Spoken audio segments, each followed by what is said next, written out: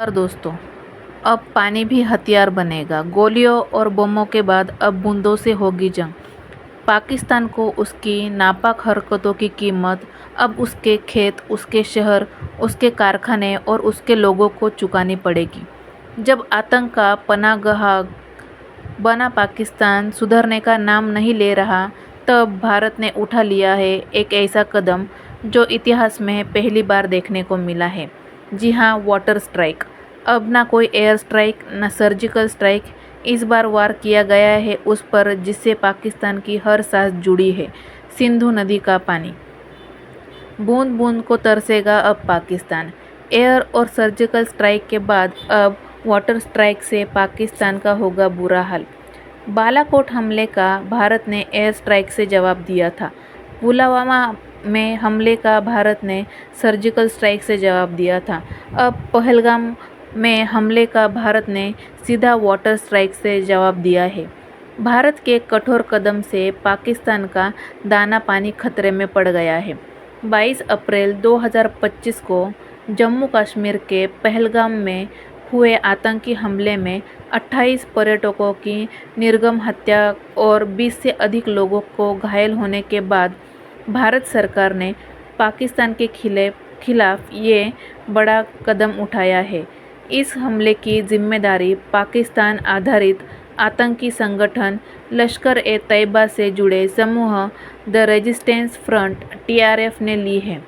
हमला ऐसे समय में हुआ है जब भारत सरकार कश्मीर में पर्यटन को बढ़ावा देने के प्रयास कर रही थी। पाकिस्तान ने पहले भी कायरता वाले हमलों का भारत ने जवाब दिया है। बालाकोट हमले का भारत ने एयर स्ट्राइक से जवाब दिया था। पुलवामा में भी हुए हमले का भारत ने सर्जिकल स्ट्राइक से जवाब दिया था। अब पहलगाम में हमले का भारत ने सीधा वाटर स्ट्राइक से जवाब दिया है। भारत के कठोर कदम से पाकिस्तान का दाना पानी अब पूरा खतरे में पड़ गया है। भारत की कड़ी प्रतिक्रिया। अब हमले के बाद प्रधानमंत्री नरेंद्र मोदी की अध्यक्षता में सुरक्षा मामलों की कैबिनेट समिति (CCS) की बैठक में कई महत्वपूर्ण निर्णय लिए गए हैं। पहला, सिंधु जल संधि पर रोक। भारत ने 1960 में पाकिस्तान के साथ हुई सिंधु जल संधि को तत्काल प्रभाव से निलंबित कर दिया है। यह संधि दोनों देशों के बीच जल बंटवारे की व्यवस्था करती थी। दूसरा, वाघा अटारी सीमा बंद। भारत ने पाकिस्तान के साथ एकमात्र खुली सड़क सीमा वाघा अटारी को बंद कर दिया है। यह सीमा दोनों देशों के बीच सीमित व्यापार और लोगों के आवागमन का प्रमुख मार्ग थी। तीसरा, दूतावास स्टाफ में कटौती। भारत ने इस्लामाबाद में अपने उच्चायोग के स्टाफ को कम करने का निर्णय लिया है और पाकिस्तान के सैन्य सलाहकारों को भारत छोड़ने का आदेश दिया है। चौथा, सार्क वीज़ा छूट योजना का निलंबन। भारत ने सार्क वीज़ा छूट योजना के तहत पाकिस्तानियों को दी गई सभी वीज़ाओं को रद्द कर दिया है और उन्हें 48 घंटे के भीतर भारत छोड़ने का आदेश दिया है। क्या सिंधु जल समझौता है, तो जानते हैं। सिंधु जल संधि 1960 में भारत और पाकिस्तान के बीच एक महत्वपूर्ण जल बंटवारा समझौता है जिसे विश्व बैंक की मध्यस्थता में तैयार किया गया था। इस संधि का मुख्य उद्देश्य सिंधु नदी प्रणाली के जल संसाधनों के उपयोग को लेकर भारत और पाकिस्तान के बीच संभावित विवादों को टालना था। इस समझौते के तहत सिंधु नदी प्रणाली की 6 प्रमुख नदियों के 2 समूहों में विभाजित किया गया। पूर्वी नदियाँ ब्यास, रावी और सतलुज का अधिकार भारत को दिया गया, जबकि पश्चिमी नदियों सिंधु, झेलम और चिनाब के जल का उपयोग पाकिस्तान को सौंपा गया। इस व्यवस्था के तहत भारत को अपनी पूर्वी नदियों के जल का पूरा उपयोग करने की अनुमति मिली। वह पश्चिम नदियों के जल का सीमित उपयोग सिंचाई, घरेलू ज़रूरतों और गैर उपभोग वाले उद्देश्यों के लिए कर सकता था। लेकिन अब भारत ने इस समझौते को ख़त्म कर दिया है। वाटर स्ट्राइक से पाकिस्तान को कितना होगा नुकसान, तो आइए जानते हैं। पाकिस्तान की लगभग 80% खेती करीब 1.6 करोड़ हेक्टेयर क्षेत्र में फैली है। जो सिंधु नदी प्रणाली पर पूरी तरह निर्भर करती है। इस जल प्रणाली से मिलने वाले पानी का लगभग 93% हिस्सा केवल सिंचाई के काम में आता है। अगर यह पानी न मिले तो देश में खेती लगभग असंभव हो जाएगी।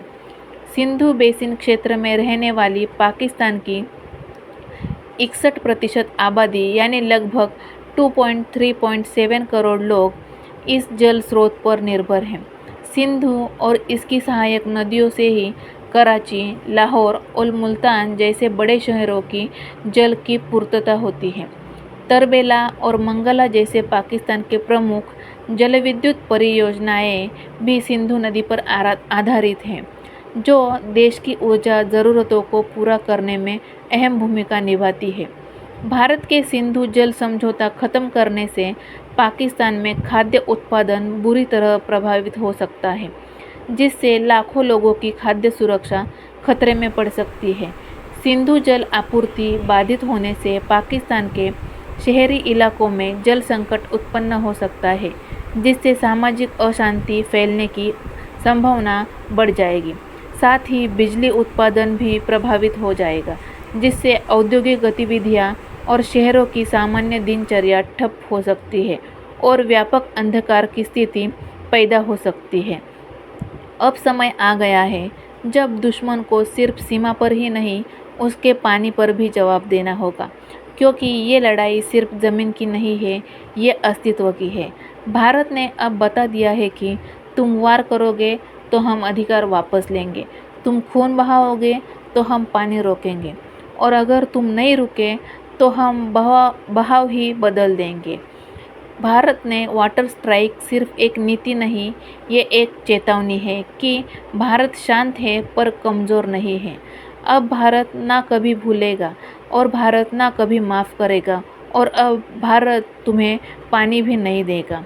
तो दोस्तों, इस वीडियो के बारे में आपकी क्या राय है, यह हमें कमेंट करके ज़रूर बताइए, और इस वीडियो को शेयर करें और चैनल को सब्सक्राइब ज़रूर करें, और ऐसे ही वीडियोज़ देखने के लिए चैनल को सब्सक्राइब करें। जय हिंद, जय भारत।